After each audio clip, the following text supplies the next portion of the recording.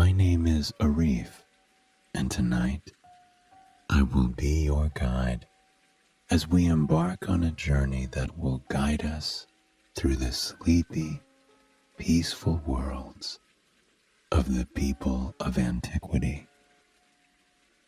We will explore the land of sleep with Morpheus, the god of dreams, as he spends a serene night guiding people through their deepest longings, passing divine messages to them, and helping them find serenity and comfort both within themselves and without. Before we embark on this journey together, however, let us take a moment to relax and find comfort in the place that we are in, here and now. Close your eyes and allow your body to sink into the mattress beneath you. There are no obligations here. There is no to-do list. By simply closing your eyes and listening to the sound of my voice, you are already giving your body the rest that it deserves. The sleep will come in due time, but the rest has already begun. With your eyes still closed and your body sinking deeper and deeper into the mattress with each breath you take, I want you to try and imagine that you are not in your bed at all. Instead, you are lying on top of plush, soft, fresh grass. You feel the grass and soil gently cradling your body, inviting you to let go of any tension you might be feeling and simply be. You can smell the bright, citrusy aroma of the grass around you and the earthy, soothing smell of the soil beneath you. But along with those lovely, relaxing scents, there is something even more beautiful that you are breathing in with each breath. You smell wildflowers, and when you look around you, you discover that you are not just lying in the grass. You are lying in a stunning, expansive field full of beautiful wildflowers. The world around you is a mosaic of pink, orange, yellow, blue, green, purple. A rainbow splashed across the delicate and wild petals of the flowers that are peppered around this meadow. You breathe in a little deeper, feeling that fresh air fills your lungs with nourishment, and that freshness brings instant relaxation. It tastes and smells of those flowers all around you. Daisies and roses and peonies and lavender. Their sweetness puts you even more at ease, and with every breath, the aroma seems to lessen and lessen until it is just a sweet, invigorating haze against the freshness of the summer breeze. You watch that summer breeze as it ripples across the tops of the flowers, causing them to sway with the wind.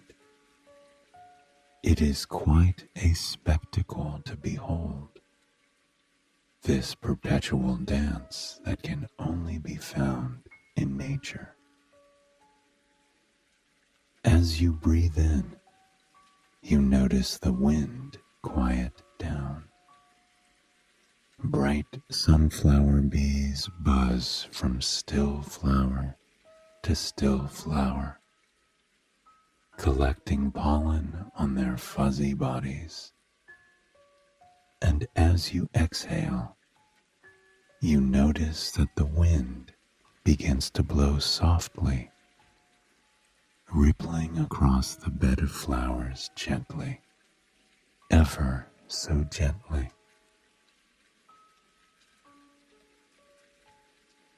You breathe in, noticing the stillness around you, the bees on the flowers popping against the color of their petals. And then you breathe out, watching that breeze glide and dance over the flowers. You breathe in, watching the flowers nourish the bees as your breath nourishes you. And then you breathe out, watching the breeze ripple across the tops of the beautiful flowers. With each inhale and each exhale, you feel more and more relaxed. Overhead, a few flowers are whisked away on the sweet, soothing summer breeze. They dip and dive, rise and fall, flying through the air without a care in the world. You follow them along the horizon until they finally land on the far side of the field and begin to rest, much like you are now. You watch a yellow petal catch the wind overhead. It dips and then rises, swoops to the right, then to the left, until finally it lands softly in a patch of evergreen grass on the far side of the field.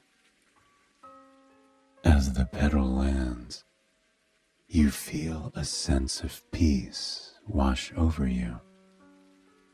Tonight, you feel much like that petal, journeying slowly and serenely through the breeze. And deep within yourself, you trust that you, too, will soon be still for the night. Now that we have taken the time to relax and find comfort in the place that we are in here and now, let us begin our journey through the dreams of the people of old with Morpheus, the god of dreams. The land of dreams was a remarkable, wonderful place found in a rather peculiar setting. Deep, deep within the underworld, where Hades ruled, there was a land that he could not set foot in. Just beyond the still, calm waters of the river of forgetfulness, there was a palace where very few resided. This palace The Palace of Hypnos was the largest structure in the land of dreams, an expansive, otherworldly stretch of land nestled up against the river and the very edges of Hades. The land of dreams was far from what many imagined it to look like. Even in the darkness of the underworld, where only dim candlelight and bits of sunlight that managed to leak through the rocks overhead illuminated everything, there was a sprawling field of wildflowers. This was not an ordinary field either. It was a field of dreams with a purpose. The field was overflowing with chamomile, lavender, and poppy, a sea of yellow, purple, and orange, bright, inviting colors that seemed to contrast the darkness of the world around it. And, indeed, the land of dreams contrasted the world around it. There was a magic to the land, to the meadows around it, to the castles within it.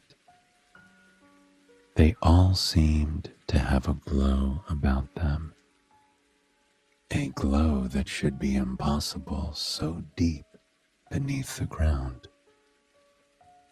But if there's one place where anything is possible, it is there.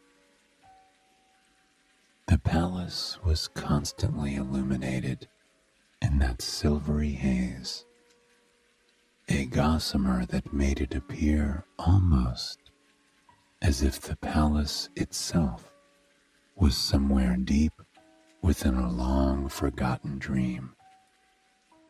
Some said the glow came from the power of the moon, that the glow was merely a reflection of the moonlight that could be found above ground every night, while others disagreed. Within the palace, Hypnos could be found. Hypnos was an ancient god, one of the oldest, and was known by many to be a rather lazy god. However, he had his reasons. When you are the god of sleep, a personification of sleep, it is understandable that you may spend a fair amount of time lounging in the silver glow of your palace. Though Hypnos was the god of sleep, he did not act alone. His 3 children also guided him in his work every single night. His children, who are known as Oneiroi, the personification of dreams. Fovitor appeared in dreams of humans in the form of animals, and sometimes scary monsters of nightmares that had no real meaning. His brother, Fundisos, appeared in dreams in the form of inanimate objects like earth, rocks, water, trees, and other lifeless things that created unusual, otherworldly dreams. Dreams that also had no real meaning, but no real harm within them either. And then there was the leader of the Oneiroi, Morpheus. Fovitor and Fundisos were able to influence the dreams of people, of the mortals all over the ancient lands. Whenever someone experienced a strange or scary dream in the cool hours of the night, it was the doing of one of those two brothers. Morpheus, on the other hand, wasn't a god of nightmares, nor of fantastical journeys through the human mind. Morpheus was able to influence dreams in a prophetic, positive way. Often, he even took it upon himself to save humans from the nightmares or strange fantasies his brothers plagued them with. He observed the dreams around the land, making sure everyone was getting exactly what they needed. But it wasn't just humans that Morpheus was able to influence. Unlike his brothers, Morpheus was able to influence the minds and dreams of powerful rulers, gods, and goddesses. His powers within the safety of dreams were unmatched. A great power that allowed him to positively influence the world around him. And truly, that was the ancient god's goal.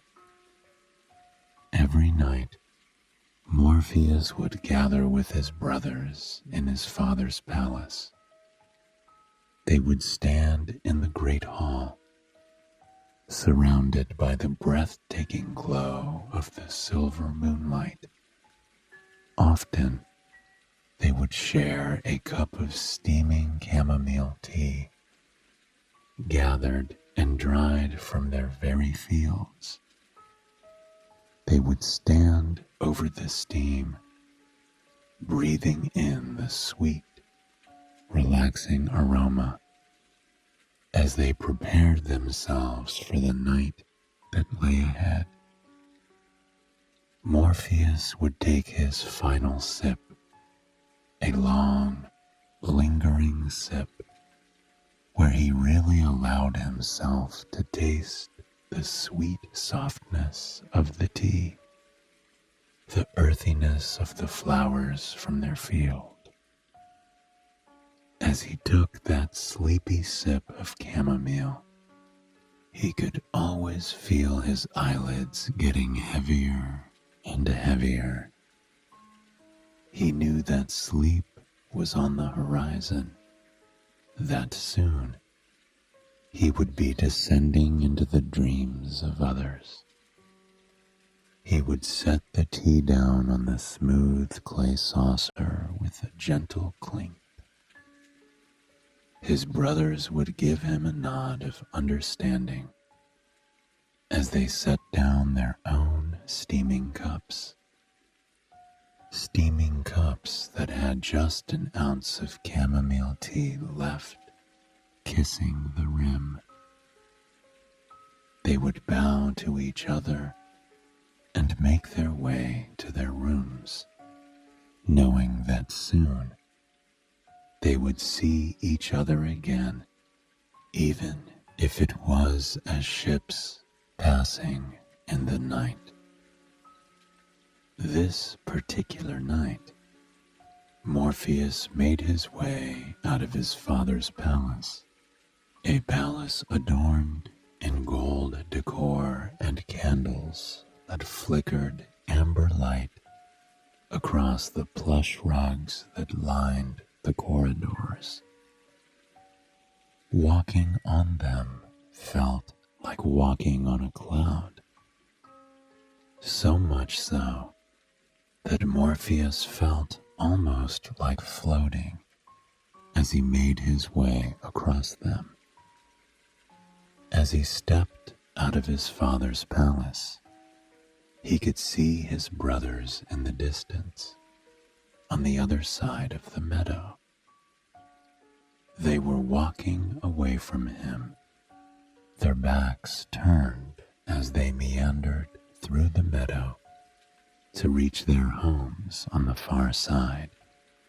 Caves carved in the towering rock walls that encompassed the meadow. Morpheus turned to walk to his own cave. It was in the far corner of the meadow, nestled against the river. It was the most remote of all the dwellings here, but he certainly didn't mind. He liked the calm, sleepy walk that he took to his cave.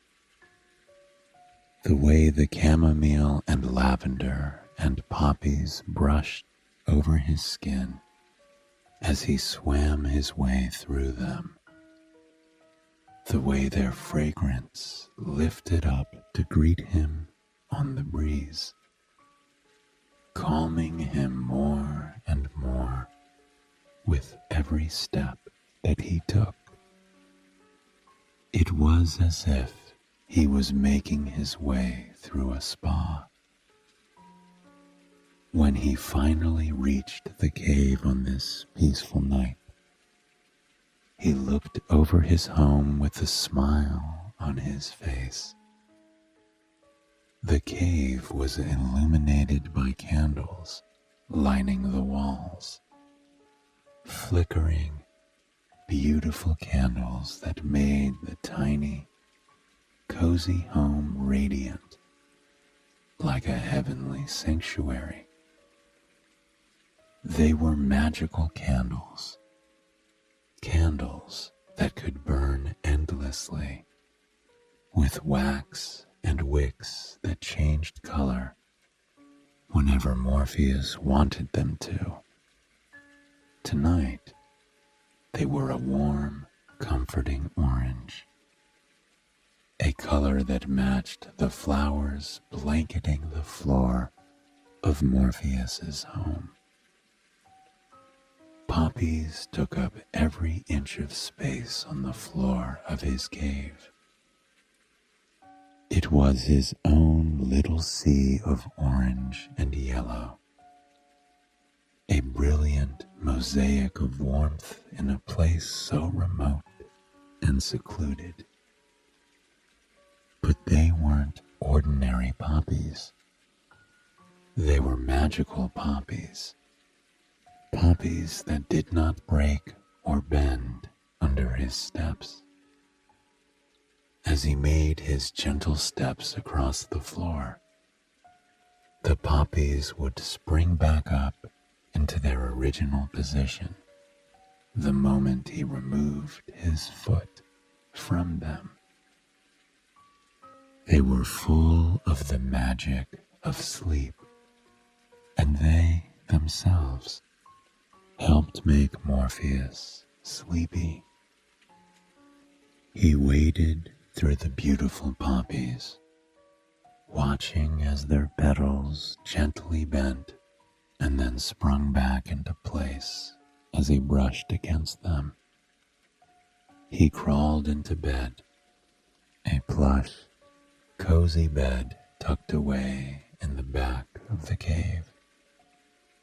He sunk into it the moment that he lay down. The bed itself seemed to embrace him, contouring perfectly to his body and welcoming him to a night of peaceful, tranquil rest. He pulled several blankets over his body, heavenly blankets made of freshly woven cloth by one of the godly artisans. The weight of the blankets pressed down on his body in a way that made him feel safe, secure, and incredibly comfortable. The moment the soft blankets pressed down on him, his eyes began to close. The fragrant aroma of the poppies danced over his body, urging him towards sleep. A gentle breeze swept in the room, adding a chill to the space that only made the blankets over his body feel more warm and comfortable. And gradually, just as the blankets had risen up over his body, sleep came over him. For a few moments, he was in that sparkly, wonderful place between being awake and asleep. All he could think about was how comfortable the bed felt, how wonderful the poppies smelled, how incredibly calm he was as the lure of sleep became increasingly powerful. And then he was asleep. But sleep for Morpheus was very, very different from what other people experienced in that state. Because as soon as Morpheus's eyes closed and he was fully asleep, his soul would separate from his body. On this cool, peaceful night, Morpheus gracefully and painlessly floated above his body, shaking away the sleepiness from his body and stretching in the cool night air. For when he was asleep, and when the world was asleep, was when Morpheus did what he was made to do. He unfurled his wings, taking a deep breath as he did so. His wings unfurled from his back, beautiful snow-white wings that looked like they belonged to an angel. They had been a gift from his uncle Thanatos, who bestowed them upon him at a young age, so he could reach those who were struggling in their dreams with ease. His wings allowed him to help those who had been caught up in nightmares, but they also allowed him to carry his father, Hypnos, when it was needed. His father was the only one living in the land of dreams, without wings aiding him. And it was often up to Morpheus to carry him through the beautiful landscape to do his job. Ready for another night of tending to people's dreams, Morpheus drifted out of the cave, feeling the refreshing night air breeze over him as he flew just above the flowers. He felt them brush against his skin as he glided over the meadow with his arms outstretched. His wings flapped gently against his back, allowing him to sail effortlessly like a bird through an indigo blue sky. Then Morpheus came in for a landing before a set of gates. The gates were tall, nestled just against the river. The gates were peppered with intricate designs, moons, stars, poppies, and lavender, all reminders of the purpose of the land that they were in. His brothers, Fovitor and Fondosos, landed beside him, their black and gray wings glistening beautifully in what little moonlight was leaking in through the cracks in the cavern that led to the world above. Before them, the gate was split into two. The gate before Morpheus was made of horn, representing both true dreams and divine dreams. His brothers, on the other hand, stood before a second gate made of ivory, which represented dreams that held no true meaning, dreams of fantasy or dreams of fear. On this night, as he did most nights, Morpheus gave his brothers a little nod, and as soon as he did, the gates before them flew open, giving them access to the full world of dreams just beyond. Fovitor and Phantasos smiled at Morpheus and flapped their wings, taking off into their land of fantasy, of illusion. Morpheus watched as their gate closed, signaling that they were off doing their jobs. And then it was his turn. He flapped his brilliant white wings and disappeared through the gate. There was a flash of dazzling, soft light that was made up of swirling colors. It was as though he was watching a painter, mixing watercolors in a glass.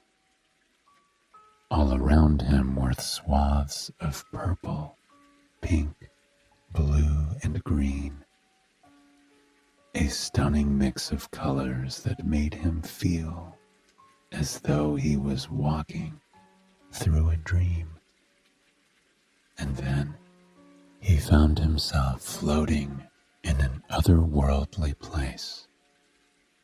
There was plush grass beneath his feet, a pathway lined with lavender and wild chamomile on each side, like they had been planted there to welcome him to this place. This was where Morpheus could reach out to those in dreams. Unlike anyone else, Morpheus could reach out to the gods, goddesses, and rulers of the world. He had the ability to take any form he wanted and mimic any human he pleased. And because of his kind soul, Morpheus used this ability for good each and every night. This night in particular, Morpheus set out to help some humans that he knew were struggling. He had heard a woman praying to Zeus at her bedside only hours earlier. She wanted to open a bakery of her own to sell homemade goods to those in the community. But she was fearful that she may fail. She prayed to Zeus for strength and for guidance, for she was unsure if she could pull off such a task. Morpheus knew in his heart that the woman could be successful, and so, with kindness and patience radiating through his being, he waited for her to fall asleep. When she finally did drift off to dreamland, a path of golden light began to form in the grass beside Morpheus, a path that was leading him to her, leading him to the place where her dream was starting. He followed the path, unsure of exactly what he would find where it led, but unafraid. He could control any dreams that he found himself in, and he knew this would be no different. A wave of light washed over Morpheus, and he found himself no longer standing on grass. Instead, he was standing on something rather plush and cozy. When he looked down closer, he became more confused. The ground beneath him was porous and a warm wheat color. When he took a deep breath of the air, he realized exactly where he was. He was standing on a sliced loaf of bread. A massive loaf of bread the size of a room. In fact, he wasn't just on a piece of bread. He was on a piece of bread on a counter, surrounded by baking supplies. There were clay bowls around him with big loaves of fragrant, warm dough rising. There was white flour sprinkled across the stone counter like freshly fallen snow on a cool December morning. He stepped off of the loaf of bread, a bit delighted by the softness of the middle and the crunchy roughness of the crust. As he walked across the flour, he left footsteps in it, footsteps that told the tale of the journey that he had just embarked on. He found the woman, Delphine, trying to climb up into a bowl to work on her bread. She was muttering to herself, concerned that she was unable to reach the rim of the bowl. She looked to the sky and asked Zeus for help, completely unaware that Morpheus was just behind her. Knowing it was Zeus that Delphine was hoping to receive answers from, Morpheus did what he knew was best. With ease, he transformed himself into Zeus. He had the white hair, the muscles, the beard, the intimidating look on his face. He could even make himself walk and talk exactly like Zeus. It was true. Morpheus could replicate anyone within seconds and mimic them perfectly. But he often avoided pretending to be Zeus. The god could be a little temperamental, after all. Being able to control dreams, Morpheus stepped up behind Delphine. He placed his hand on the massive bowl of proofing bread, and the moment that he did, it began to shrink before their very eyes. Delphine watched in amazement as the bowl shrunk to fit in her hands. She picked up the bowl, quivering slightly. She couldn't believe that Zeus was standing before her. She thanked him for answering her cries and confessed that she no longer knew what she was doing. She wanted to open her bakery. She wanted to put her savings into it, but she was unsure. Still posing as Zeus, Morpheus smiled and put a kind hand on her shoulder. He told her that she needed to open the bakery that she should stop doubting herself, and that in the end, she would bring joy to her family and her community. Delphine breathed a big sigh of relief. She bowed to the god, thanking him for making her path clear. Happy tears welled in her eyes as she worked on the bread in her bowl. It, much like her dream, was much more manageable now that she had heard those words from Zeus. Knowing his job was finished with Delphine, Morpheus gave her a nod, bid her farewell, and made his way back into the Hall of Dreams. Just as his feet touched the soft grass of the pathway, another pathway lit up.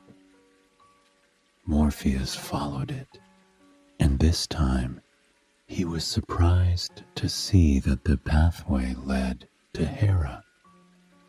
It was tricky business interfering with the dreams of gods, but Morpheus knew it was his job, and his job alone.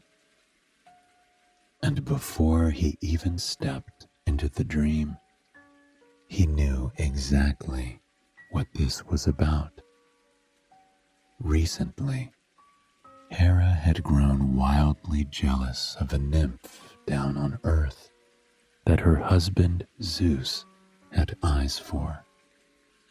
She had been stewing on the nymph for weeks, trying to come up with a plan for sabotage, trying to do anything she could to rid herself of the jealousy that she felt. She was considering making a poisonous flower grow next to the nymph's bed. Morpheus knew of the nymph that Hera was angry with. She was a compassionate, kind nymph, but provided much comfort and love for the community around her. She had no interest in Zeus, and it would be a tragedy to lose someone like her. So, Morpheus descended into Hera's dream. He found her in the woods, kneeling beside the nymph's bed as she planted the flower. Rather than taking someone's form, Morpheus decided to sway Hera away from this idea the old-fashioned way. He influenced other nymphs and creatures in the forest to see Hera place the poisonous flower. They all reacted in horror, devastated that the goddess Hera would do such a thing. Immediately, Hera was overcome with shame, a shame stronger than her own jealousy. She plucked the flower from the earth and went on her way. Morpheus spent the rest of the night working through people's dreams and helping them out of nightmares. Every dream that he stepped into, he influenced in a positive way.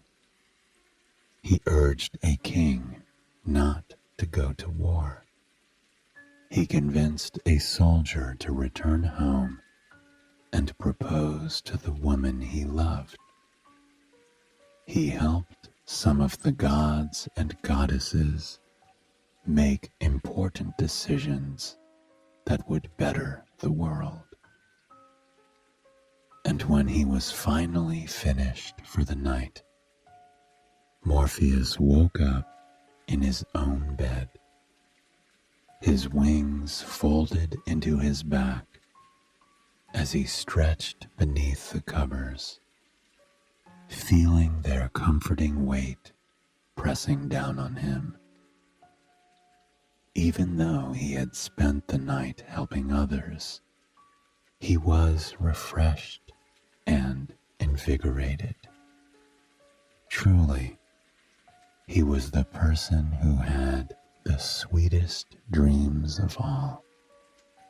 I hope you have enjoyed this sleep story, and it has brought you a night of peaceful, regenerative sleep. Please join me again tomorrow night for another sleep story. Until then, sweet dreams.